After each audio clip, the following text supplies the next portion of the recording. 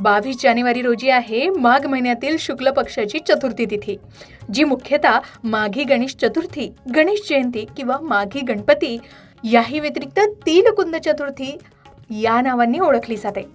गौरी गणेश चतुर्थी किंवा विनायक चतुर्थी म्हणूनही या तिथीला ओळखलं जातं. या दिवशी मुख्यतः काय करावं हे जाणून तर घेऊयाच, मात्र या दिवशीचे शुभ मुहूर्त सुद्धा जाणून घेऊया.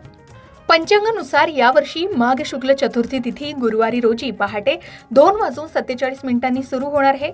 या तिथीची समाप्ती 23 जानेवारी शुक्रवारी रोजी पहाटे 2:28 होणार आहे. उदय तिथीच्या आधारावर गणेश जयंती ही 22 जानेवारी रोजी साजरी केली जाणार आहे. यंदा गणेश पूजेचा शुभ मुहूर्त तब्बल 2 तास 8 मिनिटाचा असणार आहे. या दिवशी आपण गणपतीची पूजा सकाळी 11:29 सुरू करू शकता, कारण मुहूर्ताची समाप्ती ही दुपारी 1:37 होणार आहे. एकंदरीत ज्यांच्याकडे माघी गणेशोत्सव असतो किंवा गणपतीची स्थापना केली जाते त्यांनी साधारणतः सकाळी 11:30 ते दुपारी 1:45 गणेश पूजन करावं किंवा गणपतीची स्थापना करावी.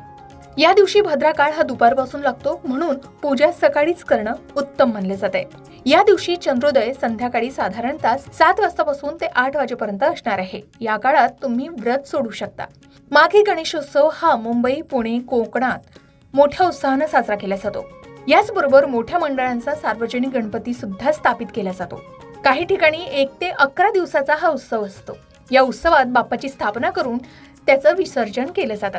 आता रवी योग असल्यानं शुभ, पण दुपारनंतर भद्रा लागते, म्हणून पूजा सकाळीच किंवा मध्यान्ह मुहूर्तात करावी असा सल्ला दिला जातोय.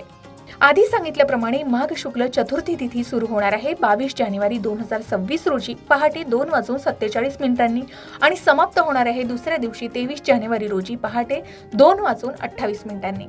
माघ महिना हा शिवभक्त आणि गणेश भक्तांसाठी पर्वणीच असतो. माघ शुद्ध चतुर्थीला गणपती बाप्पाने मोहत्कट विनायक रूपात अवतार घेतला, जो गणेश भक्तांसाठी मोठा उत्सव असतो. आणि यंदा 22 जानेवारी 2026 रोजी पासून माघी गणेशोत्सवाला सुरुवात होत आहे. आता गणेश जयंतीच्या दिवशीची पूजा विधी जाणून घेऊया. गणेश जयंतीच्या दिवशी सकाळी लवकर उठावं, पाण्यात तीळ टाकून स्नान करावं, तसेच लाल वस्त्र किंवा पिवळे वस्त्र परिधान करून उपवासाचं व्रत करावं. ईशान्य दिशेला लाकडी चौरंग ठेवावा, त्यावर कलश स्थापित करावा.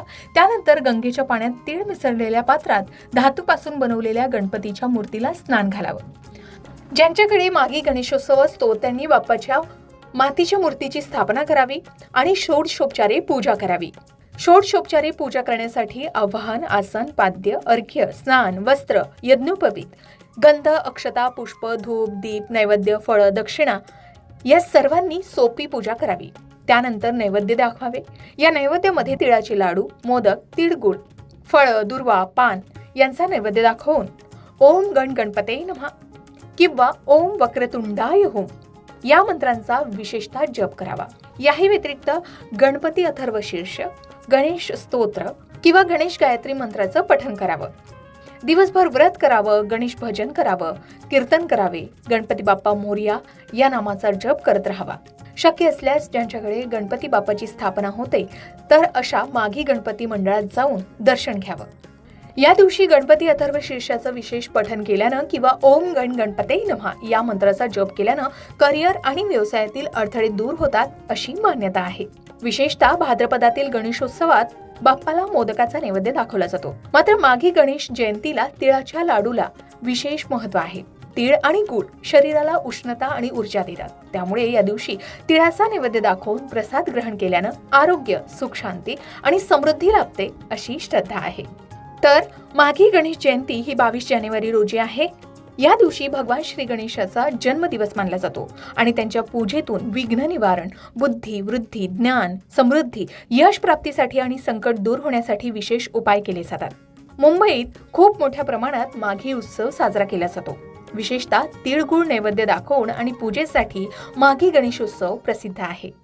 या दिवशी केलेले उपाय हे 100 पट फलदायी मानले जातात. मुख्यतः या उत्सवात तीळ हे महत्त्वाचे असते, कारण ते विघ्नहर्ता गणेशाला प्रिय आहे आणि मोक्ष प्राप्तीसाठी किंवा संकट नाशनासाठी तिळाचे विशेष उपाय या दिवशी केले जातात.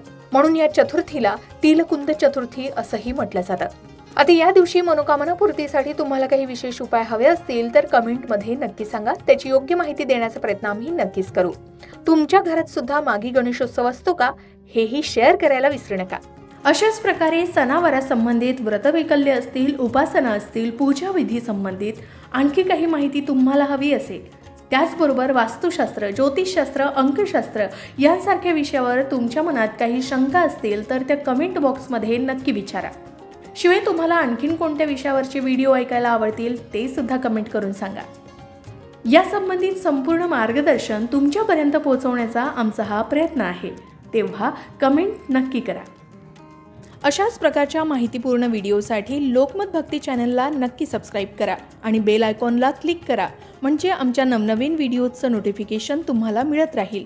तसेच योग्य आध्यात्मिक मार्गदर्शनासाठी लोकमत भक्तीच्या फेसबुक पेज आणि इन्स्टा पेजला लाईक आणि फॉलो करायला विसरू नका.